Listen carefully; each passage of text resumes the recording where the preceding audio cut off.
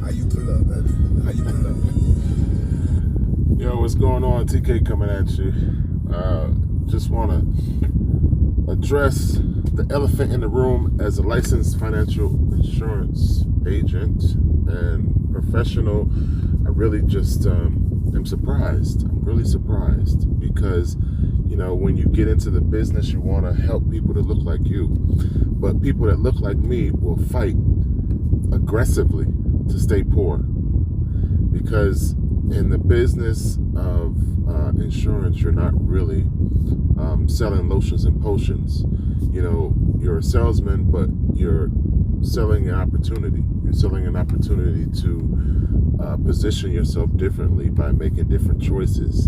And you take a lot of training to figure out how to position that choice so that it makes sense to someone else. But people that look like me will fight to stay broke. And I've never seen that before. Mentally, we're so subjugated and enslaved that we don't need a cage. You know, they say the prisoner no longer needs a cage. You've got him. You know, and that's the state that most people's mentality is. It's like, I'm gonna fight you aggressively to say I want to stay broke, poor, and enslaved. Because, you know, it's always been said, why would you give gold to a fool? Because he'll just throw the gold in the street. So you wasted your gold by giving it to him. You know, and that concept came to me from someone who was wealthy. And I asked him, I said, you know, why is it that information is not shared? You know, you guys guard all of this information in terms of success tactics, in terms of strategies, and the actual how-to is hidden from, you know, us. And he said, why the hell would we give you guys anything? You know, you're not going to use it.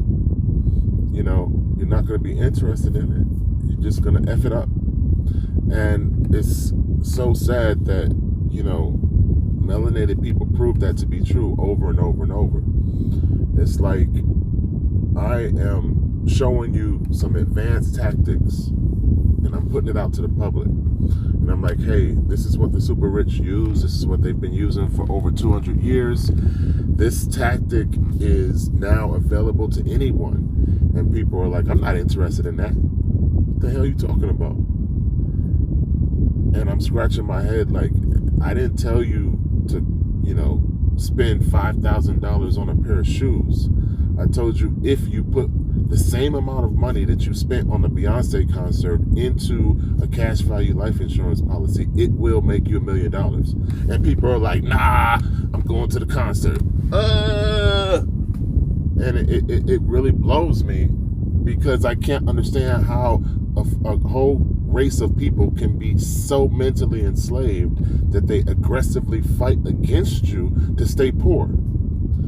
Someone will rather spend $40,000 on a concert instead of putting the same amount of money into a cash value life insurance policy, which will make them $1 million. So I'm telling you, okay, here's a blueprint. And this is what the super rich have always done. You take $12,000 a year, which is typically your car payment for that Mercedes, $1,000 a month, and you put it into a cash value life insurance policy. You pay that $12,000 a year. It's in a 6 to 8% account that compounds, and it will make you $1 million because of compound interest. And they're like, nah, I'd rather go get the $1,000 a month Mercedes car note. So it's like, I understand why, you know, people who have these tactics don't share these tactics. I understand why people who, you know, have money don't try to help people who don't have money. Because you guys are forcing and you're aggressively saying you're not interested. Oh my God, I'd rather say F you than sit down and listen to something that could help me advance my life. You know how many people, and this is the weird part about this industry, people have aggressively told me that they're not interested. Like, I'm not offering you something negative. I'm not offering you something that's going to hurt you. I am actually telling you about a tactic that I've learned that will position you in a better future, because your younger self is what pays your older self. So if you're 50 years old and you're broke as fuck, guess what happened? Your younger self didn't do anything to set up a future that created that kind of success. You know, it takes you taking some of the money you have now and spending it on things that produce income. You have to spend money on things that make you money. And black people spend their money on things that completely hurt them, completely counterproductive, completely negative. And then they aggressively fight you on spending their money on completely negative things.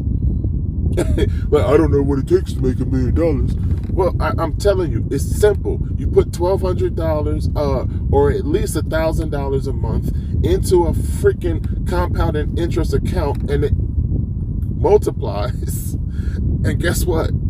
Over the course of a few years, that multiplication is simple math, equals more than what you could make if you put your money anywhere else. Now, that's not complicated. That's not rocket science. But it is for someone who's a fool. And I keep meeting too many foolish people.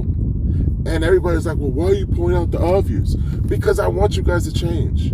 I really want you guys to stop making stereotypes 100% true. I really want you guys to actually do things that make sense instead of defending things that are counterproductive and completely negative towards your financial future and your financial success.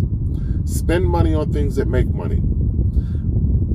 Buy assets that appreciate instead of defending and aggressively trying to buy things that depreciate. That's the problem with the black race as a freaking whole. We constantly refuse to spend money on appreciating assets. It's plain and simple. So I really want you guys to change, because it's obvious what our problem is. We're the 9th largest financial group on the freaking planet. And why we're the brokest and the poorest and the most impoverished is because we refuse to actually spend our money on appreciating assets, spend our money on things that make money. That's all our problem is for the whole freaking race. Other races know how to do it. They're disciplined and they spend money on appreciating assets. They spend money on things that appreciate over time. We spend money on negative, counterproductive things that depreciate. It's just that simple.